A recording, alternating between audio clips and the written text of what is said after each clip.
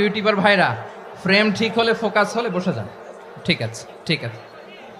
পেকোয়ার ভাইরা, তোমরা আজকে ইতিহাস গড়েছ। আমি অনুরোধ করব, অল্প কয়েকটা মিনিট একটু নীরবতা বজায় রাখতে হবে। আমি কয়েকটা বার্তা তোমাদের সাথে শেয়ার করে আজকে আমরা বিদায় নেব ইনশাআল্লাহ। সকাল 10টা থেকে অনেক আলোচনা হয়েছে, অনেক, এত আলোচনার দরকার হয় না। গুরুত্বপূর্ণ দুই একটা কথা, কোরআনের কয়েকটা বার্তা শেয়ার করতে পারলেই যথেষ্ট।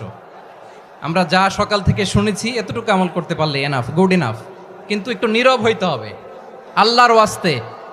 আরব বিশ্বে একটা ট্র্যাডিশন আছে, আল্লাহর ওয়াস্তে বললে এখানে এর উপরে আর কথা থাকে না, এটা হচ্ছে লাস্ট কথা। আল্লাহর ওয়াস্তে, আমি আবারও বলছি, আই রিপিট। এই যে তোমরা সবাই young, the Gen Z of Pekua,